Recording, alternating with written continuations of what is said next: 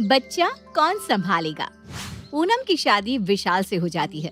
अपने ससुराल में आते ही उसे काम की टेंशन होने लगती है और वो अपनी सास उमा से कहती है, सासू माँ, अब प्रशांत की भी शादी कर देनी चाहिए। हाँ बहू, मैं उसके लिए भी लड़की ढूंढती हूँ। कुछ ही महीनों में उसकी भी शादी कर देती हूँ, फिर हम फ्री हो जाएंगे।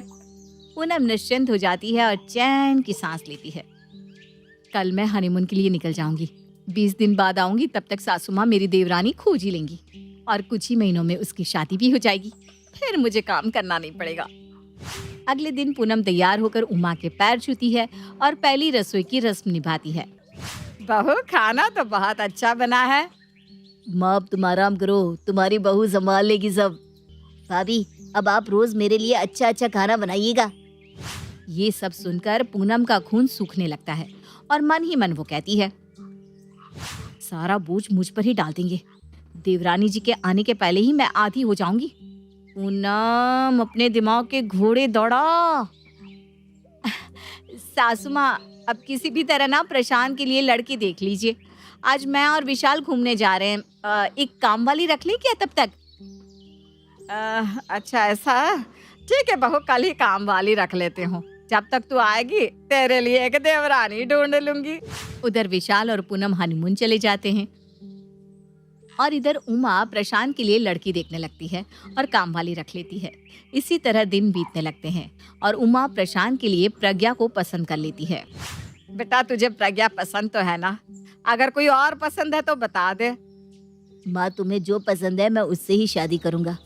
मैं अपने लिए कपड़े भी पसंद नहीं कर सकता हूँ, तो लड़की कहाँ से कर पाऊंगा। 20 दिन के बाद विशाल और पूनम भी हनीमून से लौट आते हैं।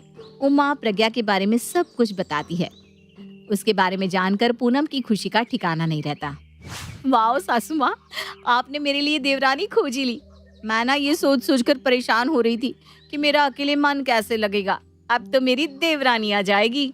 हाँ बेटा, अगले महीने प्रज्ञा और प्रशांत की शादी करवा देते हैं।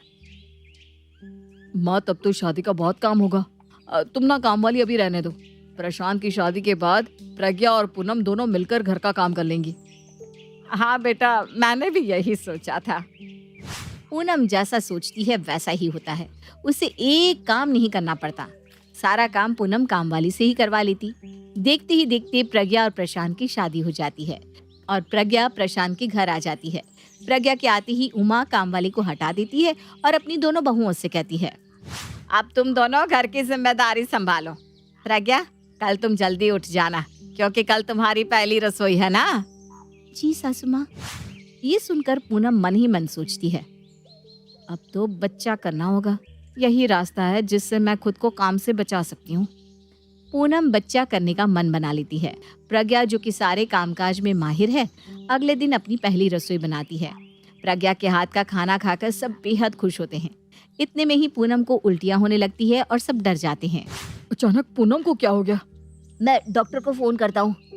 डॉक्टर आते हैं और पूनम को चेक करके कहते हैं, चिंता की कोई बात नहीं, आपकी बहू माँ बनने वाली है। बस अब इनका खास ख्याल रखना होगा। उमा के घर में खुशी की लहर दौड़ उठती है और विशाल प्रज्ञा को नेक देते हुए कहता है, तुम्हारे पग पड़ते ही इस घर में खुशी आ गई। तुम हम सबके लिए बहुत लकी हो प्रज्ञा। पूनम को अब काम न करने का बहाना मिल जाता है। उमा पूनम से कहती है, बहू तू आराम कर, किसी भी चीज की जरूरत हो तो प्रज्ञा से कह देना। जी सासू माँ। पूनम अब घर का एक काम ना करती, दिन भर आराम करती रहती। प्रज्ञा दिन भर एक कामवाली की तरह काम करती रहती।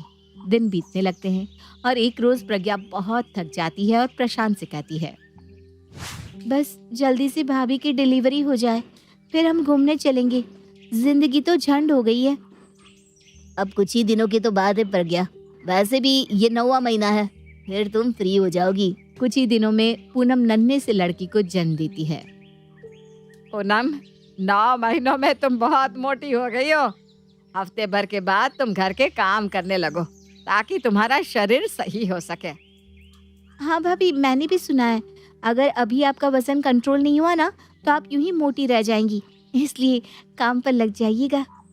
हाँ हाँ, मैं भी तो खुद कम होना चाहती हूँ। मुझे कौन सा मोटे होने का शौक है। मैं तो काम करने से खुश हूँ, बस कोई मेरा बच्चा संभाल ले। अरे बच्चे को सब मिलकर संभाल लेंगे। प्रज्ञा मन ही मन चिड़चिड़ाने लगती है। काम तो मैं किसी कीमत पर नहीं करने वाली, चाहे जो हो जाए। कब ये उठकर अपना काम करने लगेंगी? अपना और घर का काम कम है जो इनका काम भी अब मैं ही करती रहूं। अगले हफ्ते से आपको ही खाना बनाना होगा भाभी, याद रखिएगा। पूनम को हॉस्पिटल से डिस्चार्ज करवाकर सब घर ले आते हैं। घर में एक बड़ा सा फंक्शन होता है। एक हफ्ते तक काम वाली सारे काम करती है और दोनों बहुएं आराम करती हैं। इसी तरह एक हफ्ता बीत जाता है। सभी रिश्तेदार अपने अपने घर चले जाते हैं। तब उमा पूनम से कहती है, पूनम तुम नाश्ता बना लो, प्रशांत और विशाल को दुकान भी तो जाना है। वो सासू माँ, मैं तो खाना बना लेती, लेकिन बाबू ना रात भर से रो रहा है, उसे कौन संभालेगा? पूनम बच्चे को हल्का सा हिला देती है और बच्चा जोर जोर से रोने लगता है। अब तू रहने दे, प्रज्ञा बना लेगी। रात में तुम बच्चे को सुलाकर खाना बना देना। हाँ। पूनम बच्चे को लेकर बैठी रहती है और प्रज्ञा खाना बनाती है और सबको परोसती है। प्रज्ञा, तुम भी सबके साथ खाना खा लो, तुमने मेरे और पूनम के लिए बहुत किया है। जी भैया। प्रज्ञा खाने पर बैठ जाती है और पूनम से कहती है, भाभी अचार रसोई में रह गई है, आप ला दो ना। मैं तो ला देती, लेकिन तुम देख रही हो ना, बाबू किसी की गोद में जाता ही नहीं, मेरे उठते ही ना रोने लगेगा। अरे मैं ला देता हूँ। प्रज्ञा अपने दांत पीसते हुए धीरे से कहती है। मैं आपकी सब चाल समझ रही हूँ भाभी। रात होते ही, भाभी मुझे बुखार है, आप रात का खाना बना लोगी ना? अरे बच्चे को कौन संभालेगा? मुझे काम करने में कोई दिक्कत नहीं है। मैंने पूरी कोशिश की इसे सुलाने की, लेकिन ये सोए तब तो। अब तुम देख लो, चाहे तो बाजार से मंगवा लो। प्रज्ञा पैर पटक कर चली जाती है और हार कर उसे ही खाना बनाना पड़ता है। पूनम जब देखो बच्चे का बहाना बनाकर बच जाती। इस तरह दिन बीतने लगते हैं और एक रोज विशाल पूनम से कहता है, पूनम तुम बहुत अच्छा गाजर का हलवा बनाती हो, आज सबके लिए बना दो ना प्लीज। मैं तो बना दूंगी, लेकिन बच्चा कौन संभालेगा? फिर एक रोज प्रशांत मूवी की 2 टिकट लेकर आता है। चलो झट से तैयार हो जाओ, हम मूवी चल रहे हैं। प्रज्ञा तैयार होकर घर से जाने को होती है। इतने में ही पूनम कहती है, प्रज्ञा तुम बाहर जा रही हो तो खाना कौन बनाएगा? भाभी एक दिन आप संभाल लो। देवर जी, मैं तो खाना बना लूं, लेकिन बच्चा कौन संभालेगा? और प्रज्ञा और प्रशांत मूवी नहीं जा पाते। प्रज्ञा का मूड बहुत खराब हो जाता है। इस तरह 1 साल बीत जाता है, लेकिन पूनम हाथ हिलाना चाहती ही नहीं। फिर प्रज्ञा सोचती है, जेठानी जी को सबक सिखाना ही होगा, अब मैं भी बच्चा करूंगी। 1 हफ्ते बाद प्रज्ञा काम कर रही होती है और उसे उल्टी होने लगती है। उमा और सभी घबराकर डॉक्टर को बुलाते हैं। आपकी बहू माँ बनने वाली है, लेकिन आपको इनका पूरा ख्याल रखना होगा। घर में खुशियों का माहौल छा जाता है। सभी प्रज्ञा को घेर कर बैठ जाते हैं। बहू, तू आपसे एक काम नहीं करेगी, तू बस आराम कर। मुझे अपने पोते पोतियां हट्टे कट्टे चाहिए। अब प्रज्ञा पूनम की तरफ बिस्तर पर जम जाती है और बैठकर आराम से रोटियां तोड़ने लगती है। शाम होते ही प्रज्ञा की कुछ सहेलियां उसे मिलने आती है। यार प्रज्ञा, तूने तो कहा था कि अभी बच्चा नहीं करूंगी। फिर ये अचानक बच्चे की प्लानिंग कैसे कर ली? कोई बात है क्या?